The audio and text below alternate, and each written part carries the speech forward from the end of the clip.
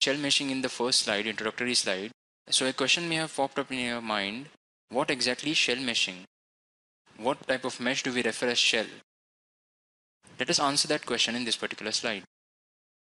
What is shell meshing? Shell meshing is nothing but 2D surface elements. These 2D surface mesh elements are called shell mesh. It is a surface mesh. It consists of tri-mesh or quad mesh. As you can see here, if we consider 4 types of mesh elements, hexa, which is a volume mesh element, tetra, which is again a volume mesh element, that is, it is a 3D element, quad, which is a 2D element, which is quadrilateral element, and tri, which is a triangular 2D element. So these two elements, that is quad and tri, come under shell meshing, that is surface meshing. These shell mesh elements are associated with surface in case of 3D geometries. That is, whenever we have a 3D geometry, the surface mesh is usually referred to as shell mesh.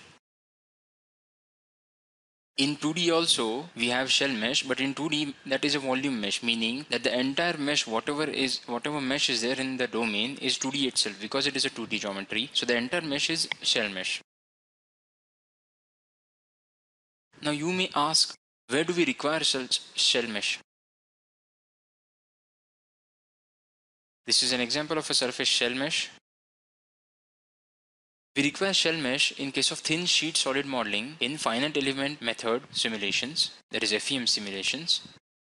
We also require 2D cross-section analysis. Whenever we conduct 2D cross-section analysis, that is 2D analysis in CFD, we require shell meshing. And we require shell meshing as an input for volume mesh. That is, whenever we start to generate volume mesh, the starting point is a surface mesh. And considering that surface mesh, a volume mesh is grown inside the domain. So first we mesh the surfaces, that is shell mesh.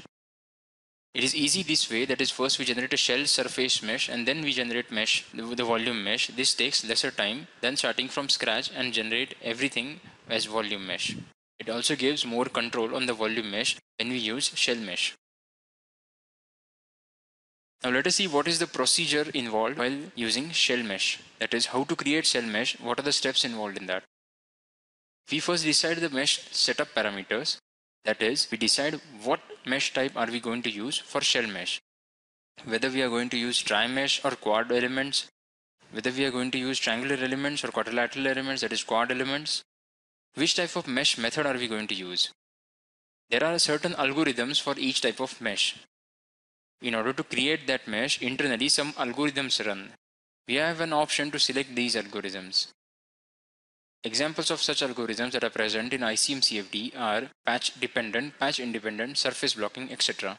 So we decide which algorithm are we going to use in order to generate the shell mesh. Next is mesh size. Mesh size is the size of the element involved in the shell mesh. What is the size of each element? This size should be small enough to capture the geometry features, but it should not be very small, because if it is smaller than what is required, the mesh count can be huge.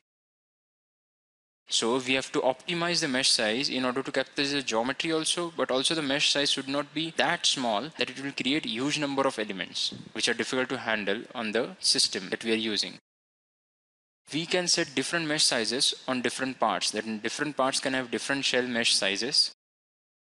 We can also use density function to control the cell distribution. We can control the growth of the shell mesh. We can control how fine the mesh is in some regions and how it should go on becoming coarse as it moves away from that region of focus. So we can give different density and different distribution of shell mesh and in different locations that we want. We can also have different types methods on different surfaces. So each surface can have its own type and method for shell mesh. So all these controls are available in ICM CFD for generating shell mesh.